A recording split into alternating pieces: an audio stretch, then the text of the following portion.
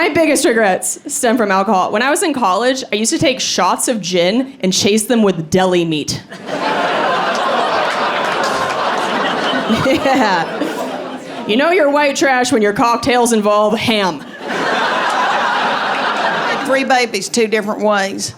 And that first baby was an emergency C-section, and I remember being in the operating room and scared and young, and my husband looked at me. He was sitting there watching it, and he said, "Oh my gosh, they've taken your uterus out and set it on your chest." And I was like, he said, "It looks like a Cornish hen." We as women, then we get order guilt. So we all order itty bitty little salads, right? And then we all just we all have to pretend. No, it's exactly what I wanted. I can hardly finish it. I'm so full on friendship. And then we go home. We have closet pasta. So. You know why the Titanic is the best love story of all time? It's because they met, they fucked for 3 days, and then Jack died.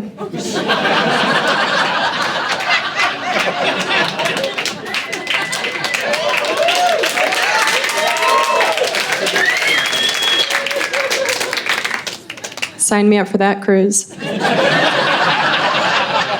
I don't wear dresses. Like, I didn't even wear a dress for my wedding. I didn't wear a dress because I wore a business suit because it was a business deal. You know, like I was seeing this man and he was like, "Blair, I really just want you to open up to me and tell me what you want." Property.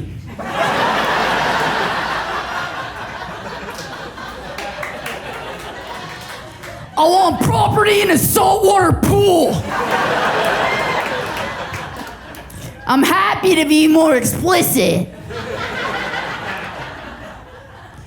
He was like, "All you need to know about me is that Yale corrupted me and Goldman Sachs ruined me.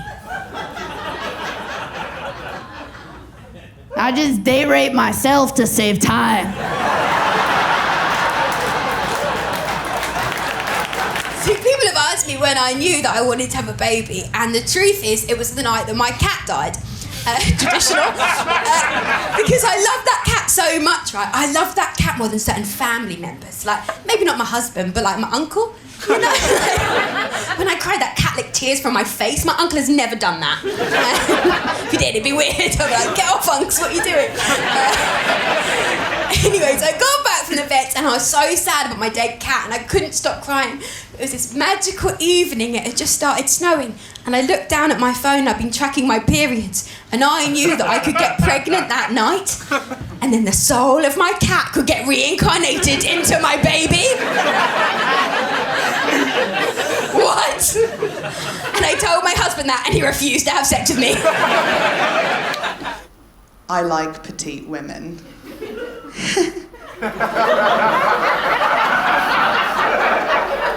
I do. You girls are fun.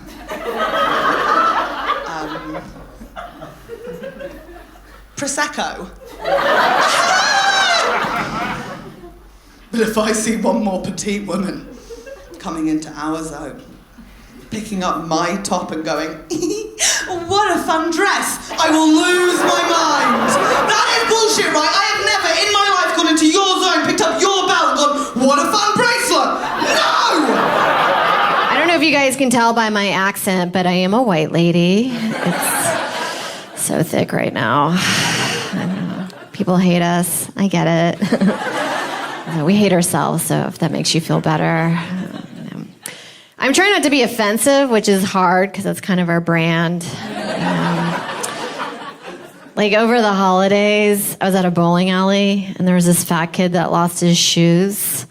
And the manager's like, "Do you know which kid it was?" And I didn't want to say the fat one, right? Because it's just mean.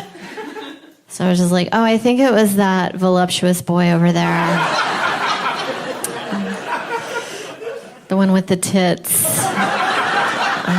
So I think I did it. So I had my bachelorette party down in Vegas, and we went to the Magic Mike live show. Has anybody here been to the Magic Mike live show? Oh, we got a few. Oh, are you still wet? Hey. Girl, it is crazy what happens at the show. They brought it back during COVID, which surprised me because if we are concerned about droplets, women are gushing fluid at this show. Medically, it's a problem, okay? It changes the humidity in the room. Women with straight hair leave with curly hair. It's like a rainforest cafe in there. That air is thick. 3 C's. But now that the show's back, you gotta go. Oh, it is the cream of the cock. Just, chef's kiss. For 2 hours, these oiled up six-packs just grind the stage, and they sing to you, they lick whipped cream off your body, and then they bring some women on stage, and then they take your top off, and then they take your pants off, and then they fuck you. No, I'm kidding.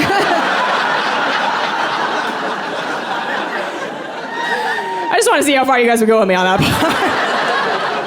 part. Did you hear how quiet it got in here? Oh.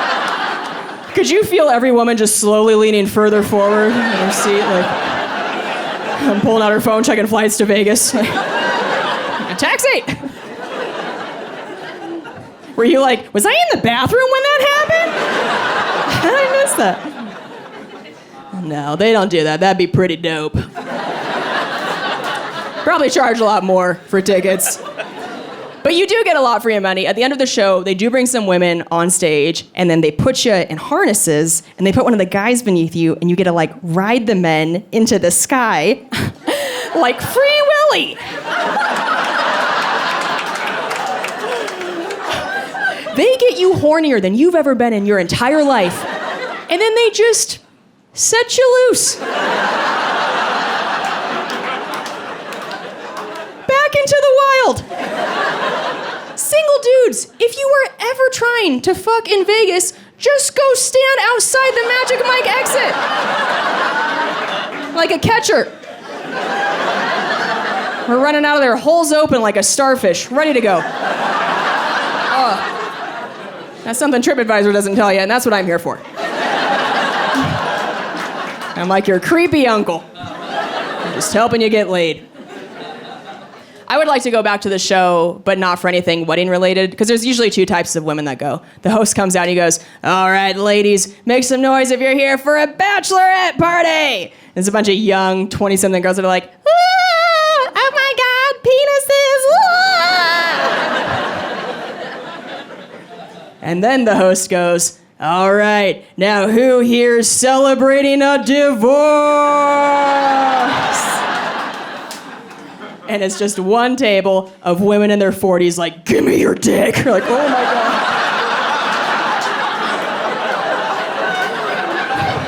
God. My baby child is so different than the other 2 because I was so tired. By the time I got around to her, I was beat down. And I was tired. And I let her do whatever she wanted to. And I've heard old women say 4, 5, and 6 raise themselves. I bet they do. I bet they do. Because I've let her do whatever she wanted to. I was so on top of my game with those first 2. I was like flashcards. You're going to make 100 on that spelling test.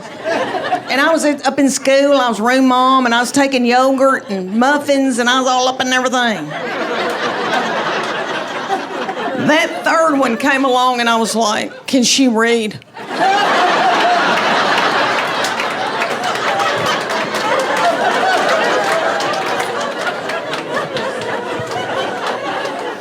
Let me tell y'all that my people are down in Middle Tennessee. I told y'all farming people, and I was raised old-timey Methodist.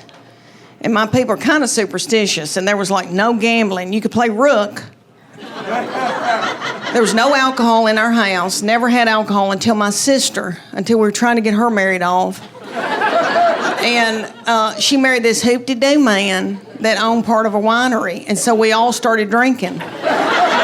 Yeah, and my little mama had never had alcohol, and she drank a glass of wine and got out of my car, and she goes, I can't feel my arms. But there there was no cussing in my family. They didn't want any ugly language, so I brought that into my marriage, and my husband's people say ugly words. So I said to him, we're not going to have any cussing in this house, and I said to these children, I go, nobody's going to say anything ugly. You can't even say stupid. You can't call anybody stupid. You can't say but. If you do, you're going to be in deep doo-doo. And they listened to me. Those first two did exactly like I told them. Well, that baby came along, and it started out with spell cussing. She'd come in a room and say, what the H?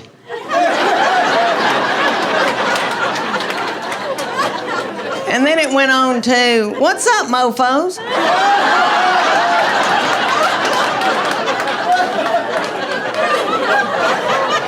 My husband's name is Chuck. She'd go, Chuck, you a-hole. And my husband gets so tickled and just gets so, and he'd go, oh my, you nut. And my oldest two would be like, what? She just said what? I know, we let her do whatever. Oh, all right, y'all. Because we are taping this. I'm trying to get in different material, and I'm trying to do new, and I'm out of my mind because I'm in brain fog. So y'all, bear with me. I'm trying to switch it back and forth. Okay, I got to tell y'all that with me and my husband being just me and him, we probably need to go to a retreat and learn how to communicate again. He traveled. He's always had a big job. He's an executive with a big company and stayed gone, and we wanted him to.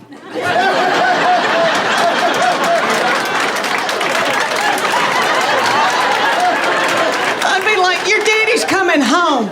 Clean up your room. Everybody, dude. I mean, we had a ball when he was gone, honey. My husband's smart in math. Anal retentive, type A, hunter and a gatherer, can kick a door in. I like that. Very, very introverted, very quiet, but very, very smart. And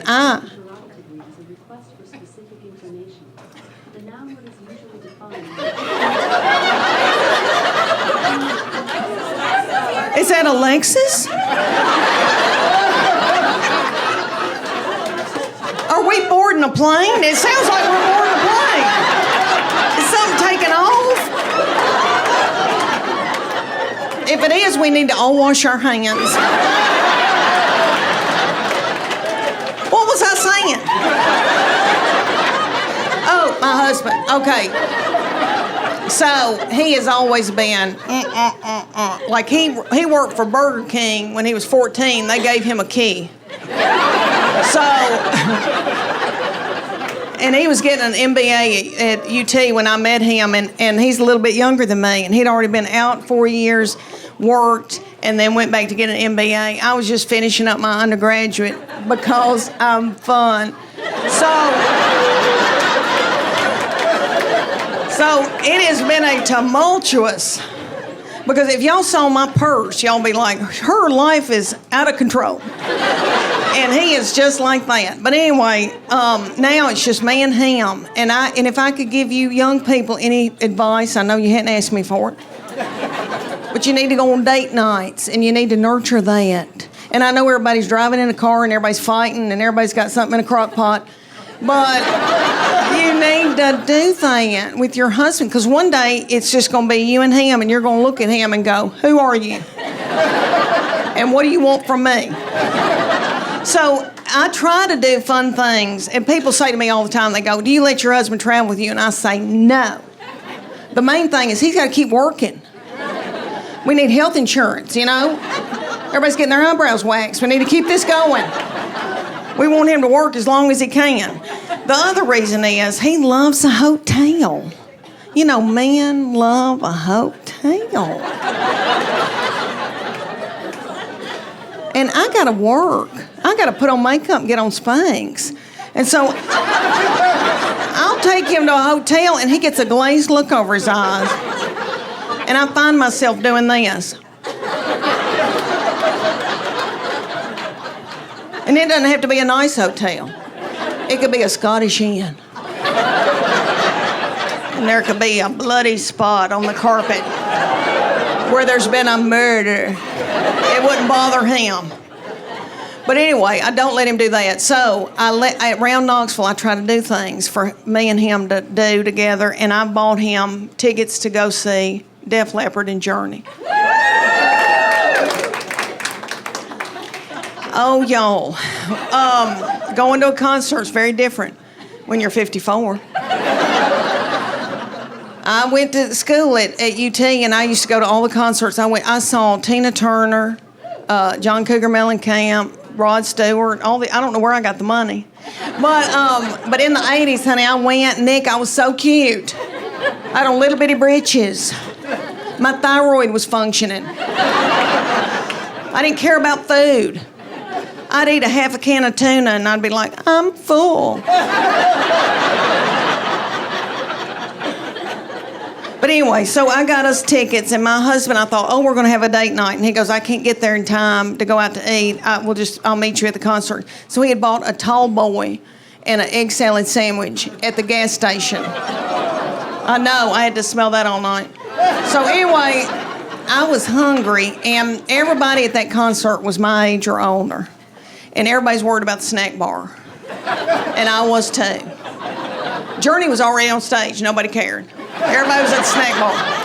But anyway, Little Journey, we all go to watch Little Journey. Journey does not have Little Steve Perry anymore because he had to get a hip replacement. So and I loved him. They've hired this little bitty man who is yummy, and he's taking care of himself, and he's got little bitty britches on, and he hadn't eaten white flour and sugar, and I don't think he's done dope, and I don't think he's slept with nasty women. So he's hopping and doing and squatting and doing, and all the old boys in the back look sick and bloated, and they're going.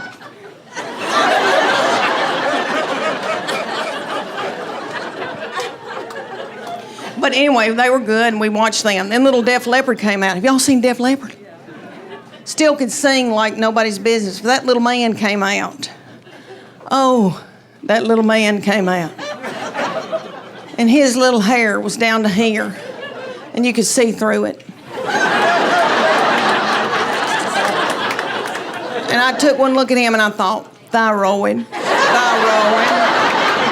Because I've got it too. My hair's thinning too. And that little bitty thing's legs were that big. I've never seen legs that tiny on a man. Frail. And he propped it up on a little... And he'd do... And then I noticed there was a hump right here, and I thought, what is that hump? Oh, hernia. He's got a hernia. And I know because I've had one, and he hadn't had time to get a mesh put in it. I've got a mesh. Anyway, he started singing, Put Some Sugar on It. And my very quiet, introverted husband stood up and then sat back down. We had a ball. They were wonderful. And then we walked out of Thompson Bowling Arena, and everybody was walking like this. Because everybody's got plantar fasciitis. I've had it. Yeah. Inflammation in our feet. Y'all know what causes that? White flour and sugar. Let me tell y'all, about 2 months after that, I got us tickets in Nashville to go see Hart and Joan Jett. I know. Little Joan Jett. It was probably about 100 degrees, and it was outside, and it was hot and sweaty and humid. Little Joan Jett comes out in leather. And let me tell y'all, she's the size of this glass. Joan Jett. But she rocked it, and she has filler, a lot of filler, and it looks good. It looks good. And I've never wanted it until now. And I think, should I get my lips plumped up? Because what happened to my lips? My lips just sucked up into my body. I used to have lips. Anyway, so she came out. She was wonderful. And then Nancy and Sweet Ann and Nancy came out, the sisters, Hart. Ann's the oldest one, you know, the dark-headed one. She came out in a big pair of orthopedic tennis shoes.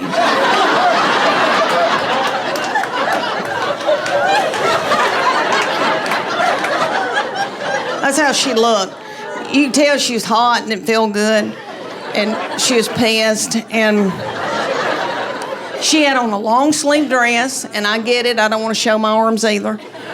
She had on a long-sleeve dress. It was 100 degrees in Nashville at night, humid, sweaty. She had on pantyhose with those big orthopedic, I know, and I thought, what in the world? And then I thought, compression. She's got on compression hose.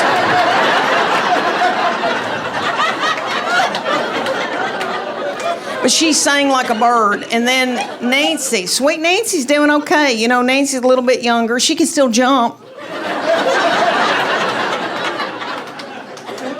But they were wonderful. Anyway, we tried to do stuff like that. And I've told him, I said, we need to build intimacy. And not your kind of intimacy. Because he, you know, everything just means grabbing my breast. And even if he hasn't spoken to me that day. And I said, I need you to speak to me.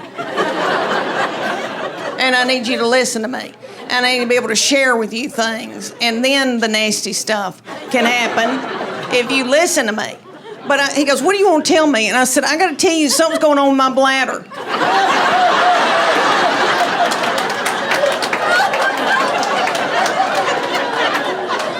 He said, I don't want to know. I don't want to know. And I thought, that's odd, because I've had your children. And I went through a lot, you know. I had 3 babies 2 different ways. And that first baby was an emergency C-section, and I remember being in the operating room and scared and young, and my husband looked at me. He was sitting there watching it, and he said, oh my gosh, they've taken your uterus out and set it on your chest. And I was like, he said, it looks like a Cornish hen. I have a boyfriend, and I know it's very serious, guys. We live together, and I know he believes in me because he makes me pay rent.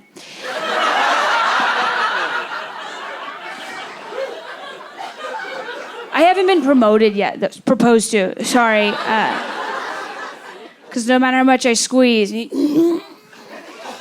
still pulls out.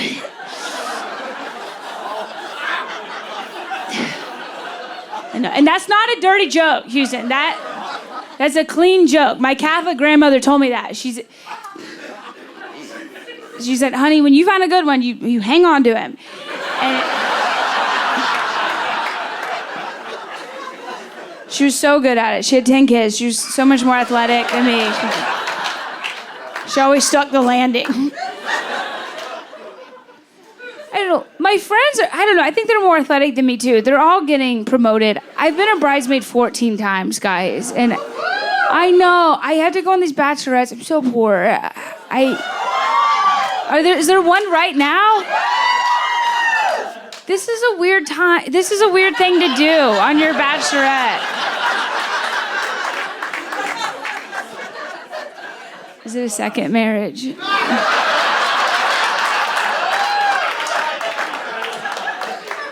I mean, it's fun. I like it. I like it for you. But you're at a comedy show in an attic on a Friday night. It just kind of feels like you're like, we spent a lot on the first one. Maybe we scale it back.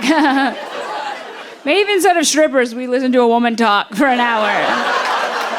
And that's sad, you know. But maybe you'll nail it on the third one. Sorry, I did mess that up. I'm sorry. I know we're not supposed to say maid anymore. I've been a bridal intern 14 times. You two get me. I was on one of these employee retreats right now, and before the big conference, yeah. this happened recently. I will say, also, by the way, this trip that I was on, it happened like every bachelorette happens. Okay, first of all, every trip starts out, everyone's very cordial, everyone's very, very polite. They're like, no, I love your bangs. And then...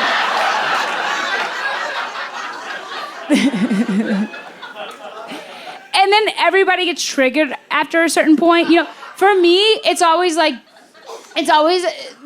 morning after drinking. You know, you're so hungry, right? And you're at brunch, you're ready to chow down, you know?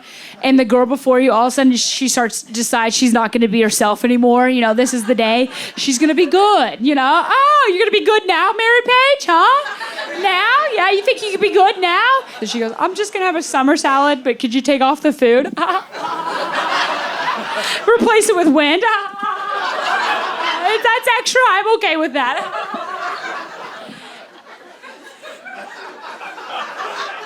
We as women, then we get order guilt. So we all order itty bitty little salads, right? And then we all just we all have to pretend. No, it's exactly what I wanted. I can hardly finish it. I'm so full on friendship. And then we go home. We have closet pasta. So I was on this trip. And I should say, guys, I don't mean to sound like I'm anti-brunch. I'm not.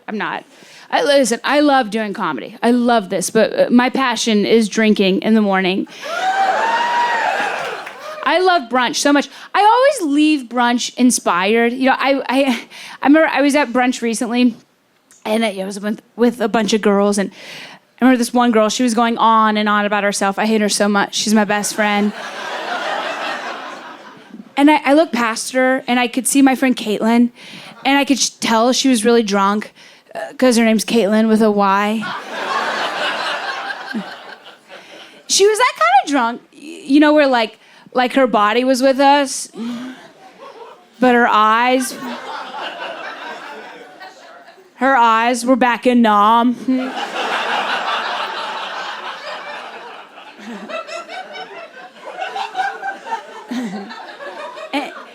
She asked me to go to the bathroom, how girlfriends ask each other to go to the bathroom, right? She leaned over, she was like, hey, would you, and she puked in her hands. I was like, well, I have to pee too, how'd you know? So we high-fived, and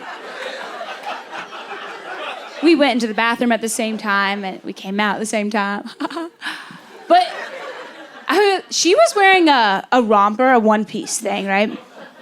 And it had a long zipper in the back. And y'all know, if you've ever had a long zipper in the back, to get it up by yourself, two-handed job, right? One hand holds the fabric secure, other one zips it up. But here's the thing. Caitlin didn't have two free hands. She was holding a drink on one of her hands. But was Caitlin going to put that drink down? Was she going to hand it to me? No, you're right. She doesn't trust anybody, you know? How could she? She's been drafted before.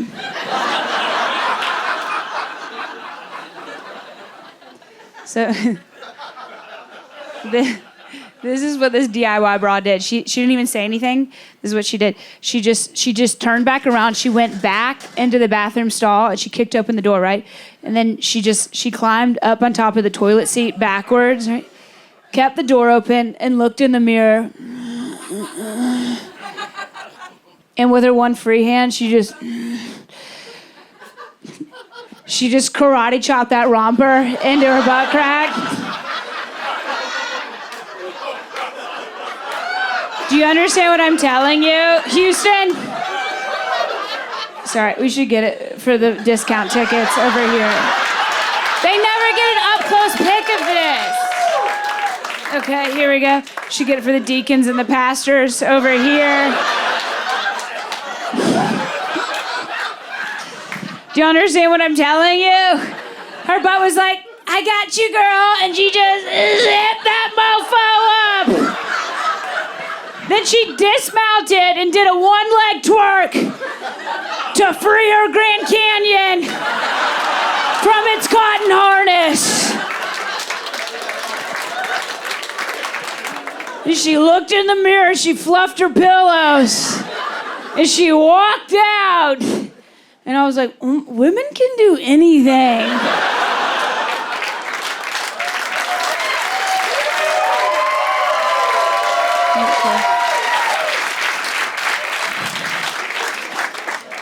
Sorry. Okay, so I love brunch. Okay, I was triggered this day, all right? So later on this trip, we're at this party cove. There's a lot of boats there. Everyone has rented out their own boat. We're at the beach. Remember your first one? And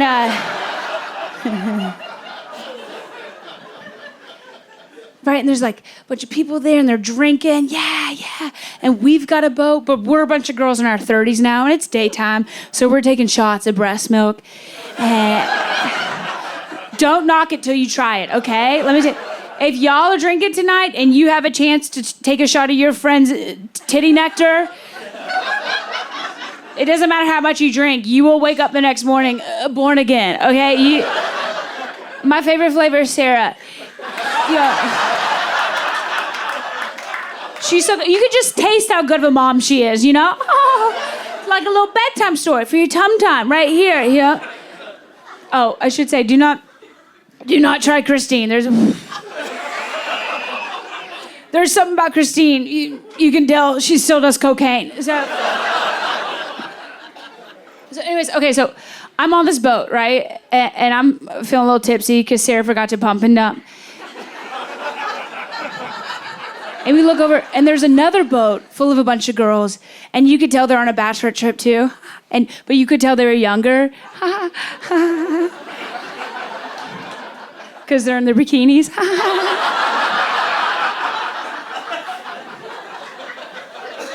And they're taking selfies and their whole body is in the picture. At a certain point as a woman, you don't take a full body bikini picture, okay? At a certain point, at a certain age, when you line up for a beach pic, everybody lines up, we treat it like a loaf of bread. The ends are the worst. And we'll go, waist up! And then we'll slowly start backing into the ocean till about right here. There we go. Try one more. Yeah, there we go. Mary Page is like, I like my bangs in that one.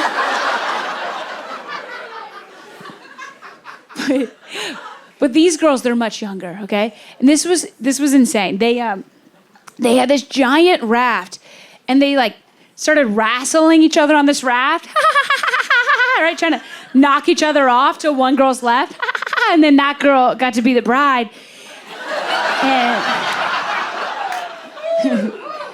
And these dudes are swimming by, and they just notice a bunch of girls wrestling in their bikinis, and they're just.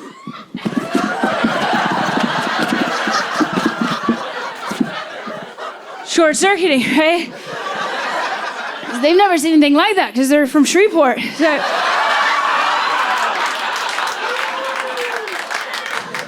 They've only seen their moms do that. One guy can't even handle it. He's like, oh my God. He's like, this is like Girls Gone Wild. He's like, take your tops off. And that's when I got offended. I was like, hey, why didn't you ask us to do that? No, he didn't have to. We were already bumping. And then he heard me, so he noticed us. Then he clocked that there was 2 bachelorette groups. So he goes, hey, why don't your bride fight their bride? And then all the guys were like, yeah!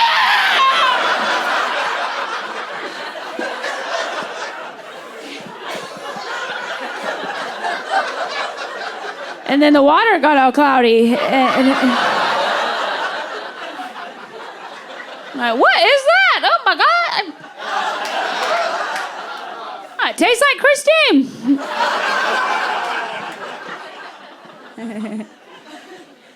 But our bride, she wasn't having it, right? She's elegant. She's from North Carolina. She goes, no. She goes, I won't fight. She goes, but I'll offer up one of my maids. And then, of course, she just pointed to me because I don't have kids or eyelash extensions. I should tell you guys that joke used to be hair extensions, but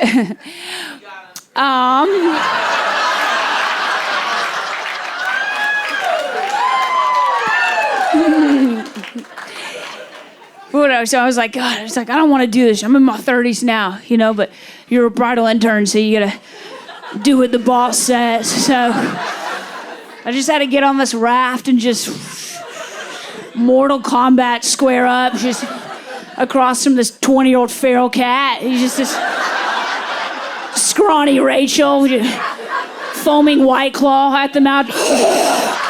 I'm a marketing major. My phone's dead. Do you have a charger? Sorry, I'm a Leo.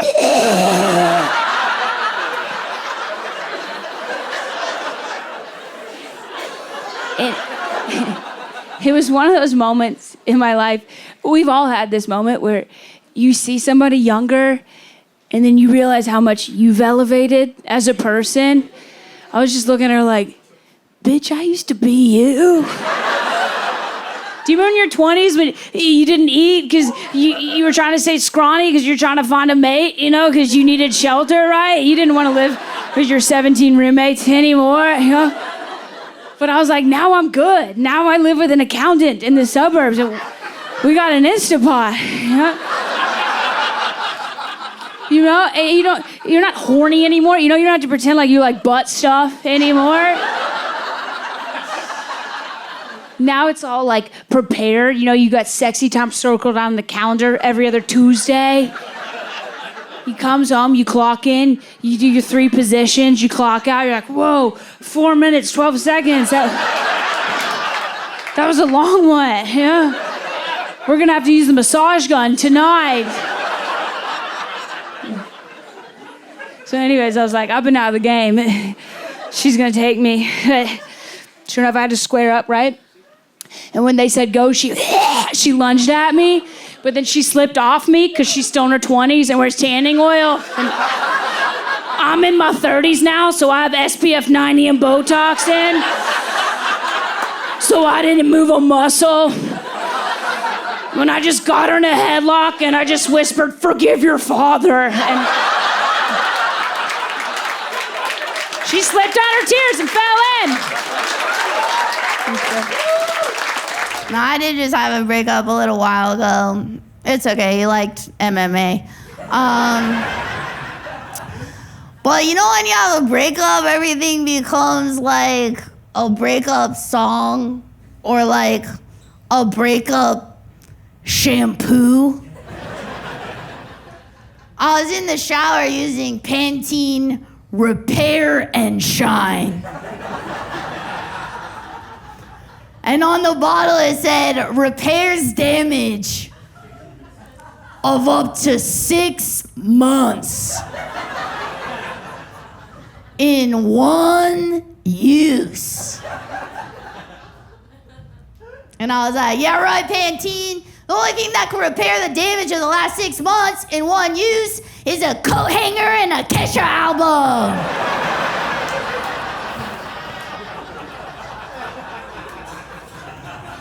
Thank you so much. Now, rude dudes are out, cozy guys are in. Rude dudes are out, cozy guys are in. 'Cause I'm a little cozy sweetie.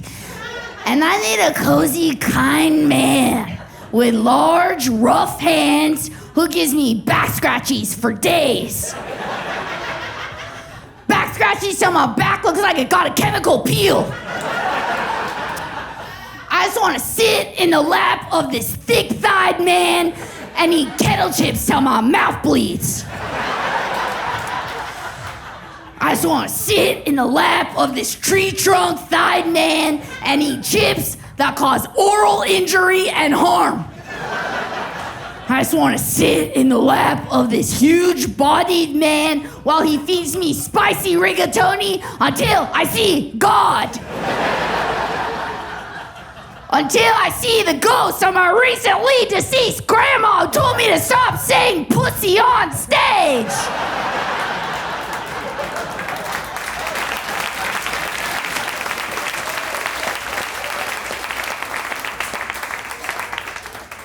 No, I'm ready for my soulmate. I'm tired of running. I want to get old. I want to do old people shit. I'm tired. I'm ready for my soulmate. I love old people shit. I love a bench. I love to sit down.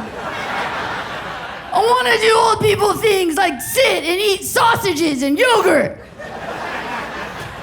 I hate loud music. I love radicchio. Let's die together, bitch. No, I need a kind man. I need a man so kind he makes Mr. Rogers look like the fucking Unabomber. I need a man so kind he makes Winnie the Pooh look like Cocaine Bear. I need a man so kind he makes Cliff Huxtable look like Bill Cosby.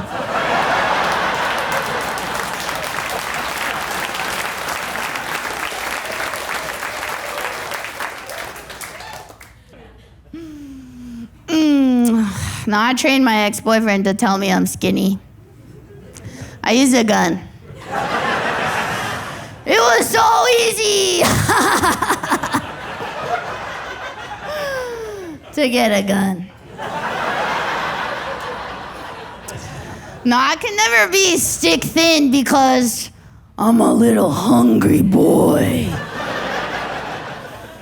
I'm a little hungry boy. I want to eat. I want to eat like an underweight high school football player. I want to eat like the Lost Boys in Hook when Pan comes back. I hate when people say, eat to live, don't live to eat. It's like, shut up, bitch.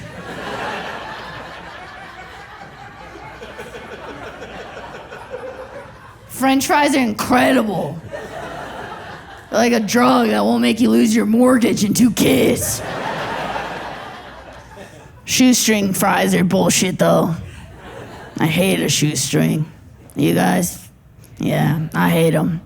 Oh, you want to demean me? You want to degrade me?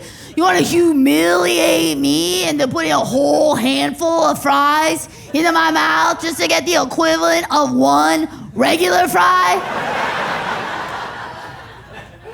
Please. I just don't think I can relate to you unless you like to unwind by blasting a rotisserie chicken over a trash can. That's sort of how I like to take a load off.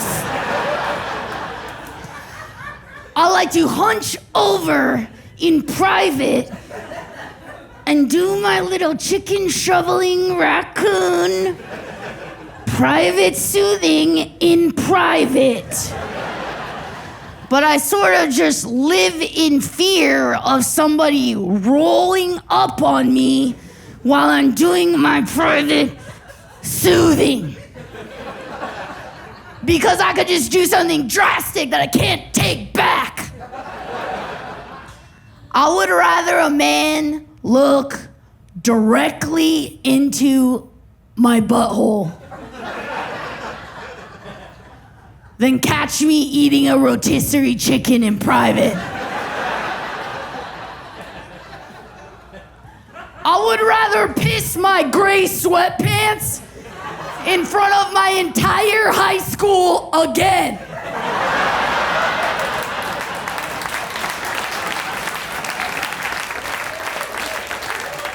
Than have a man catch me eating a rotis in private. So I was thinking, maybe I'll get Botox soon. But then I thought, you know what a middle ground is? Rather than get Botox and put poison in my face, instead I'll get microneedling and burn it off. That seems like a better idea. And so I got it right, and I went so red. And before she showed me the mirror, the lady was like, okay, before I show you how you look, I'm just going to say, don't be alarmed. Nothing ever good happens after the sentence, don't be alarmed. But for some reason I was so confident about it. I really thought she was going to be like, don't be alarmed. But it has gone so well, you look so young that we are concerned that you're a paedophile risk. And we don't know if you should leave here, it's concerning. It's a bit worrying actually. We are nervous. I don't know. Apparently now the average woman in America spends $15,000 in her lifetime on makeup. Like $15,000. Like what a waste, you know? Like you get 2 boob jobs for that. No one's looking at your face, are they? They're looking at your 6 boobs. 4 on the front, 2 on the back. Let's go. Okay, pretty fun. But it affects everything. Hillary Clinton, when she was running to be president, her team apparently did a survey on what could make her more likeable, and it turned out what people were put off by was her face. So she had to spend an hour in hair and makeup every day, something the male candidates did not have to do. And I think it's kind of good she didn't become president, you know, because then she'd have had to spend an hour in hair and makeup every day, she'd have to be president. Like, how is she ever going to find the time to run her paedophile ring? It's a joke for all my QAnons out there. You think I don't got you, but something for everyone, you know, yeah. No, but Bill Clinton managed it. So it's possible, allegedly. Okay, don't get me, Bill. I went to the hairdressers when I was pregnant, and we were just chatting, and I had my phone, and she saw the screensaver on my phone. It said my husband, and she went, "Oh, is that your husband?" And I was like, "Oh, yeah." And she went, "Yeah, no, I can see the resemblance." What? I mean, this seems rude, I don't know. I was really nervous about giving birth. I was so nervous about it. I was convinced I was going to die in childbirth. And I spoke to a friend of mine, and she was having a baby around the same time. And she said, "Harriet, I was convinced I was going to die in childbirth too." And I was like, "That's mad." And she was like, "Yeah, did you have the chat with your husband?" And I was like, "Yeah." She said, "Yeah, I said to my husband, no matter what happens, don't worry about me, just save the baby. Don't worry about me, just save the baby." She was like, "Did you have that chat?" And I was like, "Yeah, I had that chat, but it was different." I was like, let's aim for both, you know, because I spent a lot of money on therapy and that shouldn't go to waste. And I had given up a lot over 9 months. I shouldn't have to give up my life. I had given up soft cheese. It is a lot to ask, actually. And so the labour happened very quickly. So I knew that I was in labour, but no one believed me. And I think one of the reasons is that my waters didn't break. And so the baby came out in the amniotic sac, like in the cowl. But we didn't know that at the time. So she just looked like an alien splodge. And so the midwife said to my husband, "Oh, do you want to go and have a look at the head?" And so he went to go and have a look. And I went, "Oh, what does she look like?" And he went, "Don't worry about it, we'll see." I was like, "What do you mean we'll see?" And he was like, "Let's just get it out and then we'll deal with it."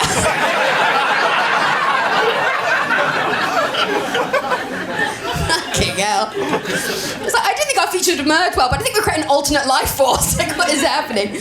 And I wanted one of those nice photos after I gave birth. You know, like you see on Instagram, like they give birth, they look so fresh, you know. And I was thinking, that's what I want, but I'm gonna have to cheat the system. So I was like, as soon as I got into labour, I had a shower. But then the problem is, my labour happened so quickly, I didn't have time to dry or brush my hair. So my hair looked wild. I was coming down off morphine. The baby was beautiful, but like when her face settled. And so I have this photo of both of us. It looks like we've both just come out of an amniotic sac. And then my friend was like, "Harriet, I didn't see a photo on Instagram of the birth." And I was like, "Yeah, we're really private people, actually. Keep that between us, thank you." Okay. So we had to name the baby, traditional. We decided to call her Mabel, little baby Mabel. It just felt a very comforting, familiar name, like we'd always known it. And it turns out Mabel is a very popular name in our area for dogs. Absolutely loads of Mabels everywhere. I'm like, "Mabel," and then there's loads. It's the peanut butter. It's different. Let's not go into it here. Okay. So Mabel was born one day late, one day after her due date, and my husband, he was actually 3 months premature, which is very premature, and that means that the baby is actually more developed than him. It's amazing. She's going to be raising him soon, you know. I am actually glad that he was premature. You're not meant to say that, but I am, because I don't think I could have got him if he was fully cooked. You know what I mean? Like, he'd have full lung capacity. He'd be able to run. Too good for me, thank you, too good. People have asked me like what I thought the birth was like. I thought it was a bit like anal. You know, like you're worried it might hurt, you're worried that you might poop yourself, but it's all just worth it for that little look on your partner's face.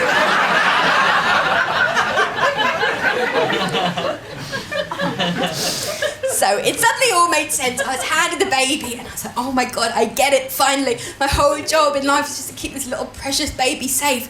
Then I was like, what the fuck? I've been trusted with a baby. I'm not a trustworthy person. I was once walking down the street and I fell down a 10-foot hole. I can't be trusted with a baby. This is chaos. And so then we had to take the baby home. Like, you have to. They insist. And the problem is we didn't have a car seat, and they insist they see a car seat before you can take the baby in the car. We never got a car seat, so the baby is still there. But she's in the best place, you know. So I had the baby at the end of 2021, and it was a weird time. There was a lot of disease around, a lot of COVID, and I was really worried that this precious little baby was going to get sick with her little immune system. And I took her back to Kent for Christmas when she was only a few days old. And my mum, I think she was trying to be helpful, but what she said was, Harriet, don't worry about it, okay? The baby came out of your vagina, so she will have picked up a lot of bacteria from there. I think she meant it nicely, but it felt pointed, you know, because I've had chlamydia and she knows that. Do we have any other survivors in? You fucking liars, 1 in 3. At least 5 on this row. That's what I think. Just saying, I can smell it. I don't know. I found getting diagnosed with chlamydia, I found it's a bit like Secret Santa. Do you know what I mean? Like, you're just at the office, just looking around, just thinking, who gave me this? Who didn't wrap their present? And then you have to go to the clinic, and they're like, oh, so if you can tell your previous sexual partners. And if you're anything like me, you're like, no, thank you. And they're like, don't worry, we can do it for you if you give us their numbers. And I'm like, well, joke's on you. Some of them don't have phones. So good luck with that, okay? Like, don't worry, we do it in the kindest possible way, and it's completely anonymous. I was like, what does that mean? Well, you send them a Christmas card. And you're like, happy holidays. P.S. You are riddled. I try and talk about chlamydia to get rid of the stigma and the shame, and then I did the show in Wales, and it turns out some people could do with more shame. Because I said, do we have any chlamydia survivors in? And this woman in the audience went, woo! And I was like, oh, cool, how long have you been clean for? And she went, still got it!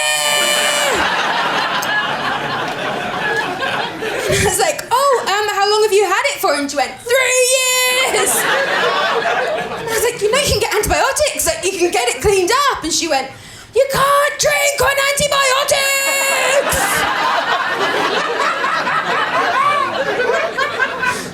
That woman was me. I do think there's such different standards, isn't there, with sexual dynamics. It feels like men, you guys, you're meant to be proud of the amount of people you've slept with and like boast about it. And us ladies, like women, to be ashamed, you know, like hide our number. But I'm proud of the amount of people I've slept with. Yeah, I've even got a nickname for them. Yeah, call them the Hateful Eight. T. 7. And some people might call me a slut, right? That's what they do, don't they? But I'm not. I don't know how to say goodbye. It's hard, isn't it? It's confusing. You're like, handshake, hand job. I don't know. Just trying to get on with my day. I think we should mate like sloths. That's what I think. I don't know if you know how sloths mate, but apparently how they mate is the female sloth will get horny, and then she'll scream, and all the male sloths will come running, but like slowly. And the winner has sex with her, you know. I think that's fun. You don't have to get to know anyone. You can be at home, having a nice evening, watching Selling Sunset, feel a bit horny. Ah! You know, load of sloths, lovely. Lovely, very exciting. I don't know. I think it's difficult. It's scary out there now. There's a war on women. We've got incels. They say these terrible things about women. I read this article where they described women as whores riding on a cock carousel. It's like a cock carousel. Can someone invent that, please? Doesn't that sound great? Imagine the Hindus on that. I love that. Fucking idiots, they're inventing things for us. What is happening? So it's difficult to feel confident, especially as a young girl, and we've got so many messages coming at us. I would always try and be confident, and it would never work. I once went to this interview with the BBC, and I was like, right, I'm going to appear really confident and really comfortable. And so I sat down and I said, the thing about me is that I am just very comfortable. And then there was a pause as they realised I tried to say that I was very confident and comfortable, but what I'd actually said was both, and thereby proved that I was neither of those things. But you know who is, I think, the most confident people out there? sexual predators. Harvey Weinstein, he is so cocky. I have never known anyone more confident than Harvey Weinstein. I think what we should do is get sexual predators to teach self-esteem to young girls. That's what I think, but from behind thick glass walls. Let's keep them safe, okay. I had to go back to work quite quickly after having my daughter, and it was a weird time, because I needed to make money, because I'm freelance, but also I wanted her to feel proud of her mother and see her do a job and talk on stages around the country about her chlamydia. That's very important to me, actually. So we had to start using babysitters, and I found this app, right? I recommend it. It's called Bubble. But my mum's been telling everyone that I've been getting babysitters off Bumble. Like as if I'm just luring them over, and then I hand them a baby. And they're like, fuck, my dick pic was powerful. And the second babysitter we ever got, she was very sweet, but her English wasn't great. And I was still so nervous leaving my little baby. And I left to go to work, and I was just crying, and I was so worried. And I was like, I know, I'll just message and check in and just see how she's doing, and that will make me feel better. I'll just say, is she sleeping? And that will reassure me. So I messaged and said, is she sleeping?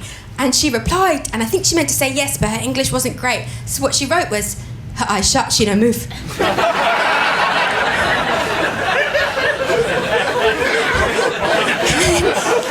She followed it up, the most terrifying message I've ever received. She angel now. The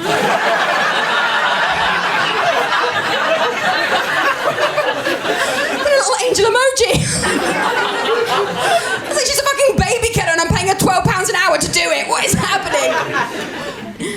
I left to go on my first girls' trip without my daughter, and I felt so guilty, I felt so bad, and I got in the car and I was crying. Then I was like, Harriet, pull yourself together, people leave babies to go to war and you're going on a hen do, so it's kind of the same thing. Good for you, actually, good for you. And then I was driving with her in the back for the first time, and they say that parenting comes easily. I don't know if that's true in my case. So I was driving with my daughter in the back, and she started crying. And I was like, oh God, I don't know what to do. I can't get to her because I'm driving. Then I was like, I know what a good mum to do. They'd sing a song. That's what I should do. I should sing a song. I'll sing The Wheels on the Bus. Then I was like, I don't fucking know the words to The Wheels on the Bus. So I was like, the Venga bus is coming. Absolutely loved it. Loved it. She loves TV. Her favourite show is Euphoria. Absolutely loves it. I think it's just the bright lights and the teen sex. So I'm trying to be a good role model, but it's difficult. I started volunteering in a food bank. I thought that would be a good thing to do. But the problem is you are just doing manual labour for free. I realised my favourite thing about volunteering, it is actually telling people that I volunteer. And then I realised I don't actually have to volunteer to tell people that I volunteer. So I quit. I want to be a good role model, but it's difficult. And it's scary what's out there, Now we have Euphoria. When I was growing up, we had Dawson's Creek. There's been such a leap. What are these kids exposed to, I don't want kids to think they have to grow up and the first time they have sex, they have to let someone come on their face. I want that to be something they can look forward to.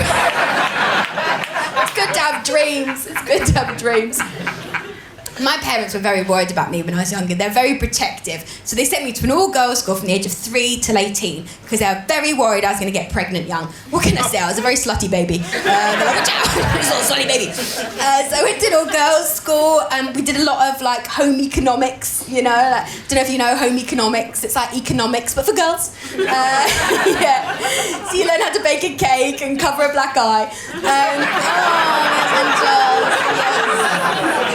good. Very important things. I found all these things I'd had from when I was a teenager, and I was looking at them just thinking back. One of the things I found was this pencil case I'd had at school, and it had Playboy Bunny all over it. I don't know if anyone's around the same age as me. I had loads of things with Playboy Bunny on. I had a Playboy Bunny pencil case, It's just so weird that Playboy went into educational apparatus for children. What a leap. Make men come, gel pens. I found my old Barbie. I don't think I want my daughter to have a Barbie. I don't think Barbie's a very good role model. Apparently if Barbie, with her dimensions, if she was made into a real woman, she wouldn't be able to keep her own head up. And I don't want my daughter's role model to be her mother on a night out. I want to aim higher than that. Thank you. I once saw this porn, of this woman putting a doll inside herself, It's quite intense. Yeah, but I think she actually had a very good feminist message. Do you know what I mean? She was like, I've had it up to here with Barbie. Fuck Barbie, literally. You're shaking your head, but I disagree. Good role model, actually. Apparently Barbie was based on a sex doll, a German sex doll. Call me old-fashioned. I don't know if that's a good idea for a children's toy. And sex dolls, they're on the rise and they're getting more perfect and hairless and silent. And I don't know how I feel about sex dolls, but then someone asked me recently how I'd feel if my husband was to get a sex doll. And I don't think I'd like it, but it's not for those reasons I just said. It's because I've never seen him wipe down a kitchen surface. He should be trusted with a sex doll, you know. I found photos from when I was a teenager and we'd always go out dressed as something sexy, you know. So we'd go out as like sexy schoolgirls, even though we were schoolgirls. We went out as like sexy police. I think eventually we ran out of things to go out as because I found a photo of us dressed as sexy clowns. If you're wondering how to recreate that, it's big feet, red nose, tits out. Sexy clowns! Okay. And when I was a teenager, we had our first girls' trip away. It was very exciting and I was so excited. We went because my friend was trying to get over her boyfriend, and to be fair, he was hard to forget because his name was Garris and he drove a Yaris. And you hear that, it gets in, you know. I think you can tell a lot about someone by what they drive. Like my friend, she drives a Mini and she's so cute, and every time she sees another Mini, they wave at each other, like it's so cute. And I drive a Nissan Micra, and every time I drive, someone yells, "Get off the road, you stupid bitch!" It's just a Nissan Micra thing. It's a fun thing to do. So we went to Newquay for our first trip away as teenagers, and it went to chaos. We lost our tent, we lost our money, so we ended up doing something we swore we would never speak about until this moment. We entered something called a Bikini Beach Babe competition. We had to dance on stage in a bikini in front of a jeering group of men, but you did get free drinks, and that seemed like a good trade for our self-esteem. And I came last, and the prize for last place was a vibrator. Because I think they were like, "You're going to need this, love." And I was telling my husband about it recently, and he was like, "Oh, it's a Sarah one." And I was like, "Can we not guess which of my friends won the Bikini Beach Babe competition, please?" But yes, Sarah won, obviously. The vibrator was exciting, you know, it was the first vibrator I'd ever had, but I was still living at home at that time, and I couldn't find any batteries for it. The only place I could find batteries was in the carbon monoxide detector. So I did have amazing orgasms, but some family members did slip in and out of consciousness. I got all my information growing up from magazines. That's where I learned everything, and I believed everything I read. One of the things they always said is that straight men are just more attracted to looks, and straight women are just more attracted to personalities. And this has been debunked, right? Apparently we've had to trick ourselves into being attracted to a specific sexy look because we sexualise women so much in society. So straight men have been tricked into being attracted to a specific look, whereas straight women have had to trick themselves into being attracted to personalities because what we see is just so upsetting. Burn, got you all, okay, got you, okay. I think one of the reasons I didn't do very well in the competition is I was a very bad dancer, bad at moving, but also I was very hairy. When I started stand-up, I won this competition for being a woman in stand-up, and they gave you money, and I really needed that money at the time. I was hoping to go full-time doing comedy and could quit my day job. But I put that money towards laser arse hair removal. So I guess it did work, as I'm here tonight. God, it's difficult being younger. I cared so much. I was always trying to be sexy and it never quite worked. I remember when I was at school, this boy came over and he was like, "Harriet, I think the perfect girl had had your head." I was like, "Oh my God, like amazing." He said it like it was this massive compliment. He's like, "Yeah, I think the perfect girl would have your head and Sarah's body." And I was like, "I don't think that's the compliment you think it is, right? Because I'm mainly body." And I was like, "Well, I think the perfect boy would have Stephen's body, no head." That's what I think. Just a stump. Yeah, people could be quite mean. I had really bad eczema when I was younger and it covered my whole body. And people could be quite mean. There was this boy at school and he refused to play with me because he said that he might catch the eczema, and he told people, and it was a very lonely time. And then 15 years later, I slept with him. Thank you. Thank you so much, everybody. Thank you. okay. And then I was lying in bed afterwards and I was like, okay, this is my moment, to like stand up for eczema sufferers everywhere. I should say something. So I was like, when you said that about the eczema, like it really hurt my feelings, but also it's not true. Eczema isn't contagious, you can't catch it, but chlamydia is, so you need to get checked out. Okay. Burn, literally. Okay. I don't think I always reacted to things right when I was a teenager. When I was a teenager, I saw a flasher. It's quite an intense thing, right? Someone's using their body to get a reaction from you. But I think because of my dyspraxia, I didn't see it that way. Because I just think that's such a fine line between flasher and someone that's just lost their trousers. Because I went to one of this night out and I had this new skirt and it didn't really fit. And I got into dancing and I'm a bad dancer. I was in this busy club and it fell off and I lost it. And I had to get the night bus home in my pants. And because I'm a woman, no one called the police. Because there's no such thing as a female flasher, is there?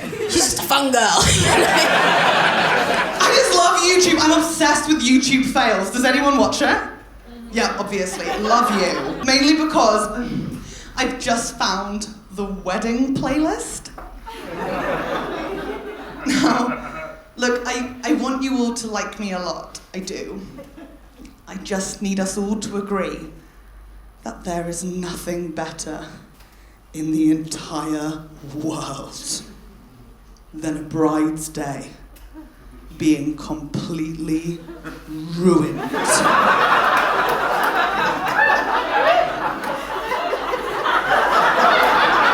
And the light falling out of her eyes. Come on, it's amazing! Okay, I found this one video. It is life-changing.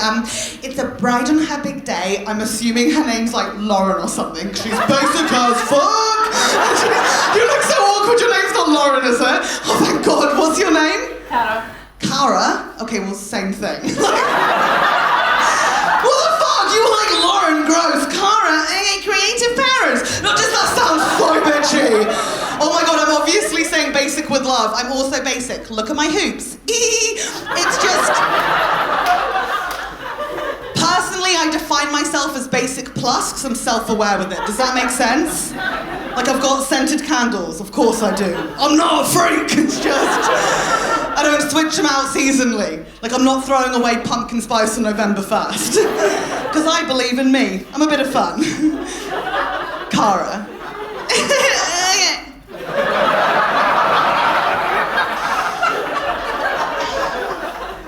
I knew this bride was basic for one main reason. Because she was walking down the aisle to Beauty and the Beast. Which is right, like we get it, right? You're the beauty, they're the beast, he's gonna rescue you. Work on yourself! As women in this country, we still don't have equal pay, and sometimes it does feel like some women aren't trying hard enough. Embarrassing at this point. Walking down the aisle to Taylor's Oldest Time. And as she was going, her dad stepped on her train and out flopped a tit. And what was so lush, just for the women, you could see in her eyes it wasn't the good one. Like, we know when the good one flops out, like, obviously we pretend to be embarrassed, we're not whores. You're like, oh my God, it's so embarrassing. Stop staring, you're a fucking pervert. Like, but secretly, it's like, yes. They're both the same. Like, which is your favourite tit you've got? Yeah, me too. Is that 'cause when you lick your nipple and blow on it, it wrinkles up slower? Yeah, no, me neither. What the fuck? Every woman should have a favourite tit. If you don't have one, figure it out. Stuff's important. I know which one my favourite tit is because I get drunk and I take it out. For attention. Should make it clear, that makes it sound like I have a problem. I only get my tit out when I'm drunk, so it's like super classy. It's just... it happens a lot. Because I drink a lot. I love drinking.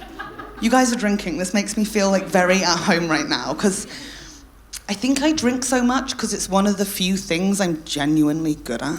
I know I'm good at it because I can currently drink 3 bottles of rosé wine in one sitting. Thank you.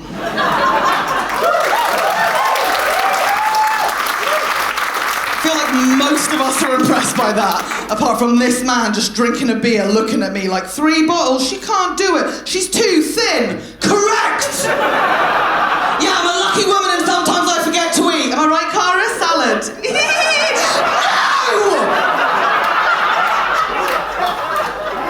See, now I've done that thing where I say I'm thin and I feel the need to point out to the guys at the back just looking at me like, she thinks she's thin.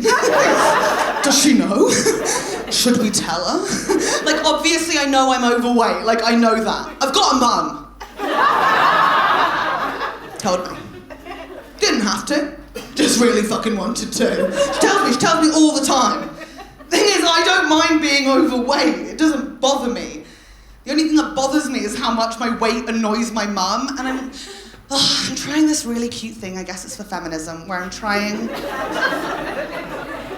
to not be another young woman who blames her mum for everything.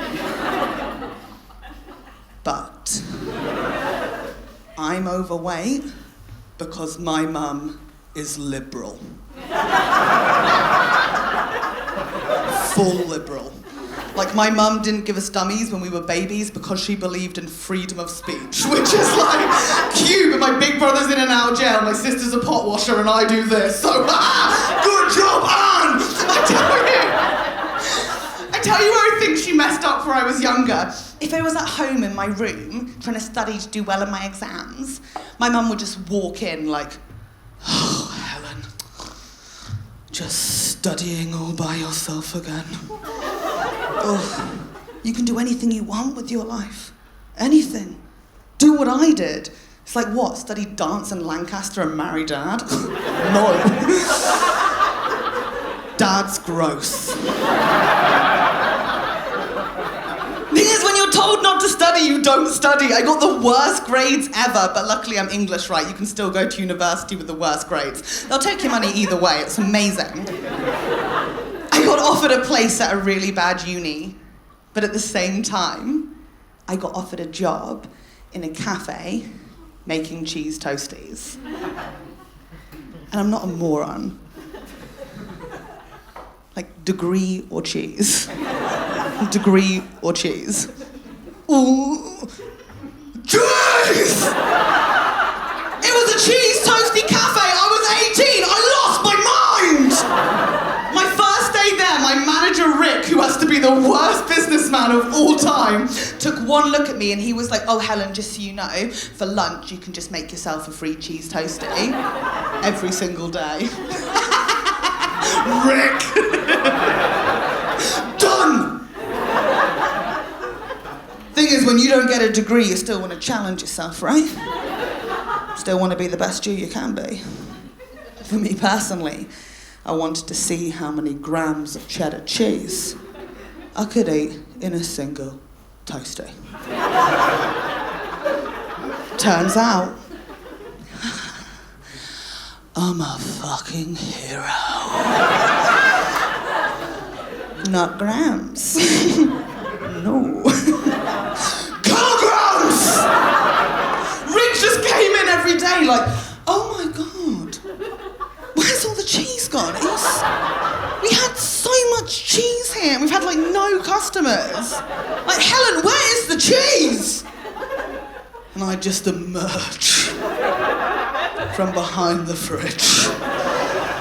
Like, where's the cheese gone, Rick? I don't know. 10 pounds heavier. Cheese grease coming out my mouth. Like, it's a bloody mystery. Where's the cheese gone? Where's the cheese? Genuine question, has anyone here ever gone up an apron size? Me neither. I'm genuinely very comfortable in my my body. It's just I have been going through something weird with my weight recently. I do think it's important to be honest. I'm in a weird phase where, I don't know if any of you have ever had this. Basically, currently, like, the more cheese toasties I eat, be respectful. Thank you.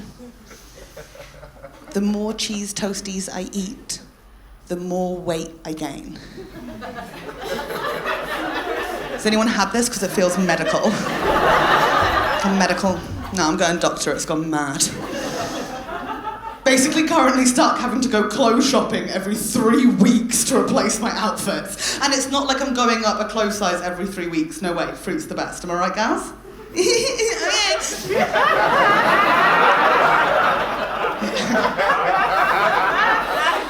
What's happening is every 3 weeks of me walking around with a new pair of jeans on is these holes just appear here, in between my thighs, where the material's just gone, fuck it, Helen, I'm not doing it anymore, I'm out, like, give me a cheer if you suffer this injustice. Wait, thank you for your honesty, my mum thinks it's just a me thing, which is mad, like, I get that they're my jeans and it's my problem, but it's like, it's also the children. They need to sew better. I'm not taking the full blame for that. I love the people groaning are definitely wearing Primark, by the way. Also, I'll tell you what's really sad, like, obviously filming this for a special, and I really want to show you the holes that I'm talking about, and I want to pull it up and show you my shorts. It's just that I'm on my period. And you know when you think you haven't leaked, but you can smell iron, so you're not even sure. Look at me, sir! In the eyes! Respect my body! No, you know that smell when you put your hand on the metal railing at a train station? And you're like, is it my cunt? Like pennies? Madness. Felt good. Thing is, I'm a sweet baby angel, right? You can tell. Like a baby. I don't want to have holes in my clothes. I don't want to have stains on them either. But for me to get that, I've got to go clothes shopping every 3 weeks to replace my jeans. And I never want to be the female comic that stands on stage and speaks on behalf of every woman in the audience, but by virtue of being a female comedian, I do represent all women at all times. So you are welcome, and I'm genuinely really fucking sorry. I just think in general, women don't enjoy clothes shopping enough to go every 3 weeks. Some do, good for them. I thought I was one of them. I thought I'd love it. Mainly because I found out there was a section for me and my people. Because when I first went as an adult, I learned about my people. Because I'm a 6'1" woman. Just people looking at me now like, oh, she's gorgeous. Do you reckon she's got a broad back and speaks fluent German?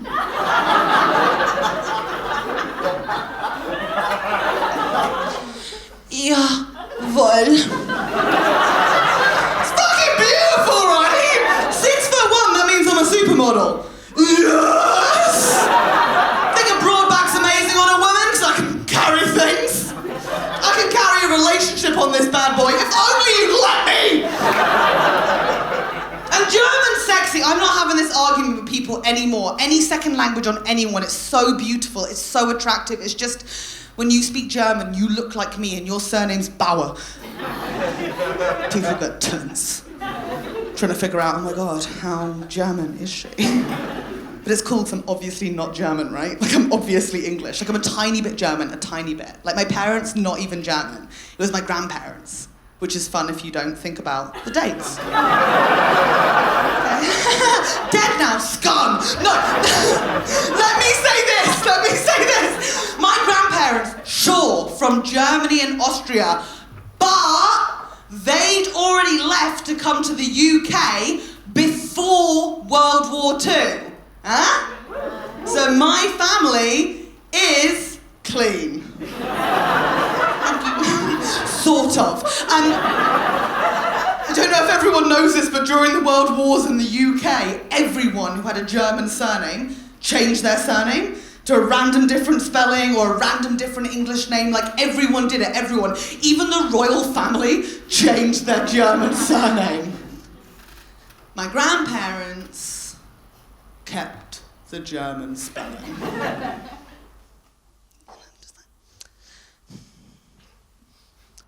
Just in case.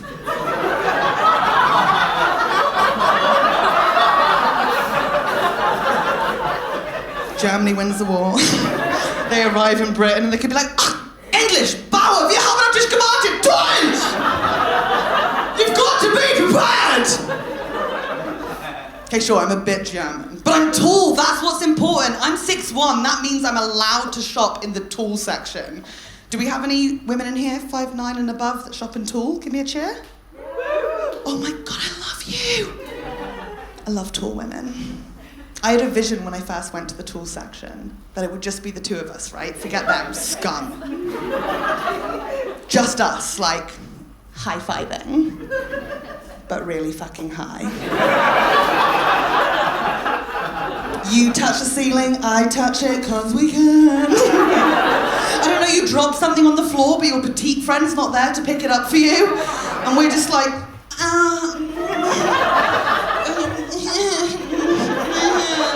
leave it, Cara will get it later.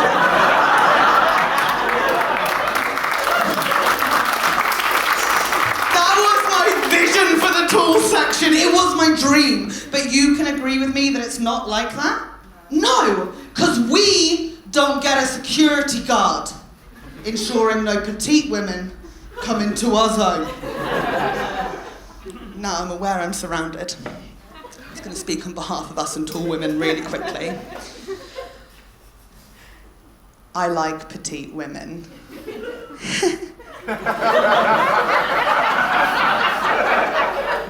I do. You girls are fun.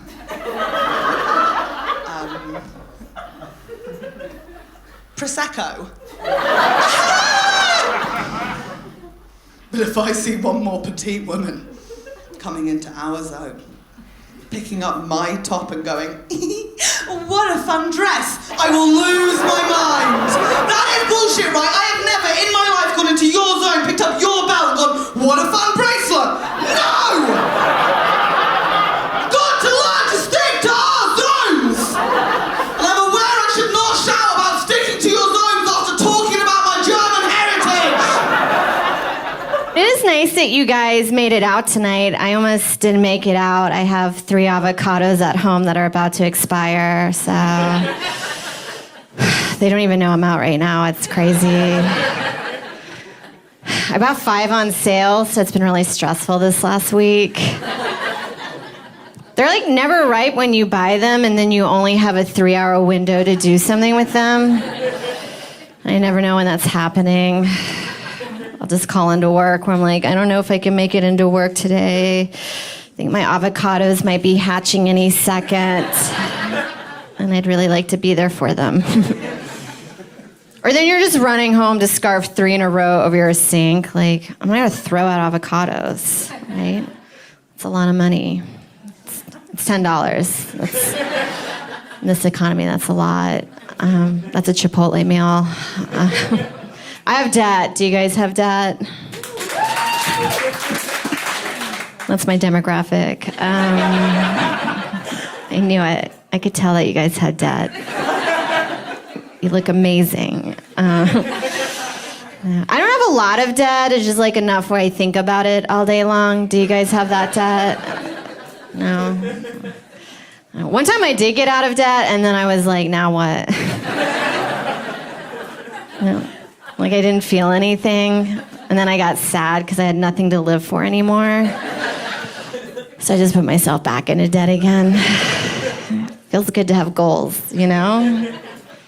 Like, if you pay your debt off, that's great, but if you don't and then die, like, that's pretty great too.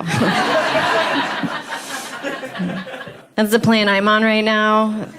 It's called the fuck it plan. It's where you just buy whatever you want and then you just die. Make sure you die, though. That is the most important part of this plan. Like, don't live long. Just turn and burn. That's my motto. I don't know. I have medical debt. That's how I got in. No, I got colitis a few years ago. Not to brag or anything, it's one of the more expensive diarrheas.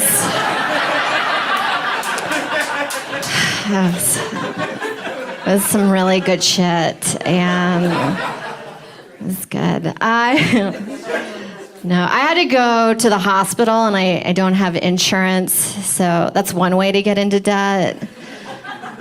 Like, a lot of people just go to college for debt, but I just get diarrhea for a weekend. I'm like, I don't have time to do 4 years of school. So I chose the diarrhea, start on those payment plans right away, so. I'm trying to save money, though. Like, I used to bring my lunch to work a lot lately. I brought a can of chili to work once. Isn't that depressing? You know what's even sadder is when I took it out of the bag, I realized it was a can of refried beans. I was the girl at work that just ate a whole can of refried beans as our lunch. Like, people were like, what is that? I was like, oh, just some dried up dog shit that I added water to it. I couldn't even finish it. It was so much bean. I was sweating. It was like the hardest I'd worked all night. I was like, this should be a challenge on a TV show. This is so intense right now. Have you ever had refried beans? It's like eating mud with bacon in it. I had no water. Ugh, it's the worst. But it is hard, though. Like, everything in New York's expensive, right? If you were in another city, you'd be killing it. But because we live here, it feels like we're camping all the time. That's true. Like, I live in a studio apartment that's like half the size of this stage. It's about $10,000 a month. It's a pretty good deal. I have a smoke detector in there where I'm just kind of like, why? Do you know what I mean? Like, what's the point of having a smoke detector in a studio apartment? By the time it goes off, I'm just like, yeah, I know. I'm also in the room as well, like I can see it. Just stayed to make sure you were safe. No, but it is like camping. I don't know. I hate landlords in New York. Aren't they the worst? I don't think I've ever met one that I'm like, you're a really great person. Like, I had a broken window in my apartment, and I emailed my landlord to come fix it, and then he emailed me back. He was like, I'll be on that ASAP. And it's been 2 months since he's fixed it. So I think he thinks ASAP means, actually, sorry,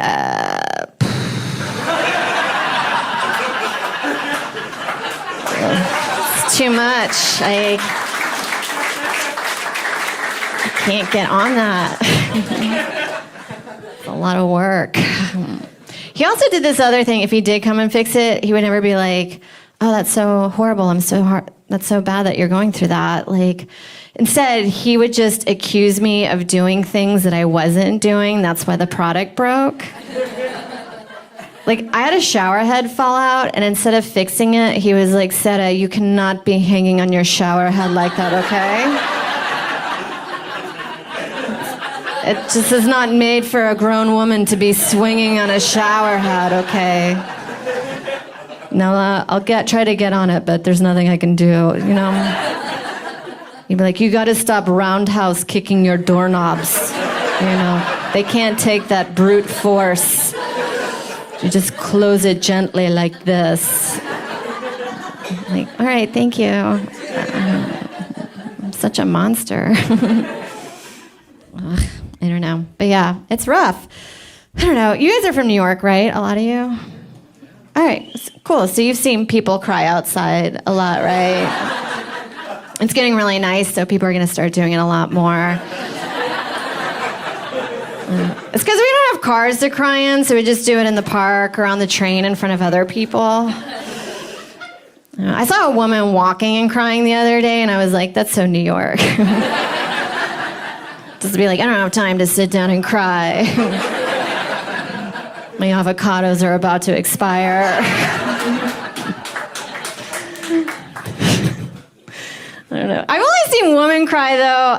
Outside that. I've never seen a guy cry outside, but I have seen a guy masturbate outside before, which I think is y'all's crying. Right? It's the same outcome. It feels good, and then you're tired afterwards.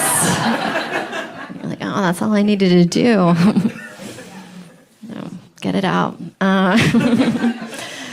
Great though. But yeah, like I was eating at this restaurant in my neighborhood and I didn't finish my meal, so I asked the waitress to box my food up for me, and then she replied with, "When did you decide to give up?"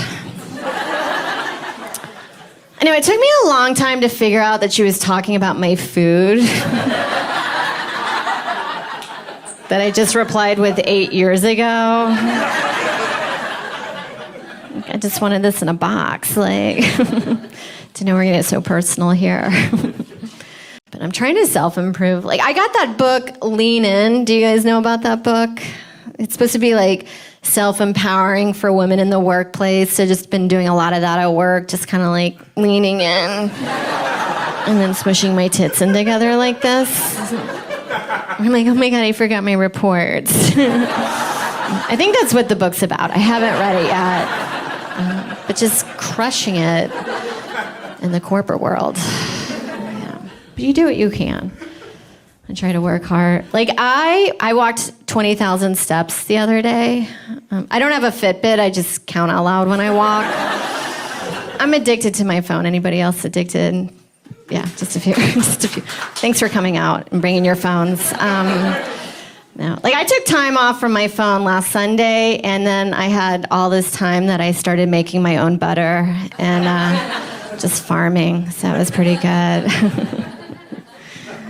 But I like technology. I like how it's made everything so accessible. Like, this is my favorite thing. I like how when you want to buy a song and you don't know the name of it, you can just put a few keywords into a search engine and you can find it that way, or you can just Shazam it. Because I remember when I was in high school, if I wanted to buy a song and I didn't know the name of it, this was like 20 years ago, I would have to drive 15 minutes out of my way and then just sing it awkwardly for the Best Buy guy.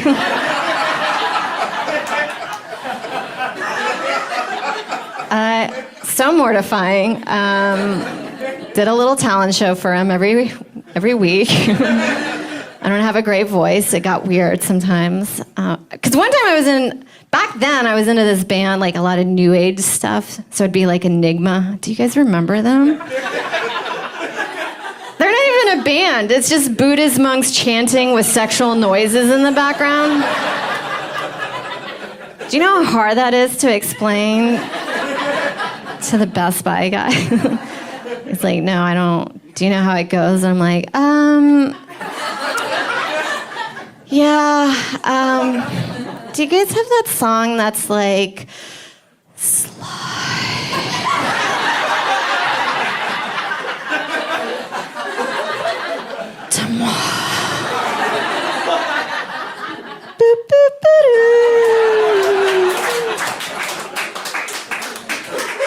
do you guys have that song? Like, he's like, ma'am, I think you need to leave. He's like, did you just come? I'm like, yeah, I did. But I also want to know the name of that song, so. That's a good song to karaoke to at your office party. If you want to spice it up or get fired.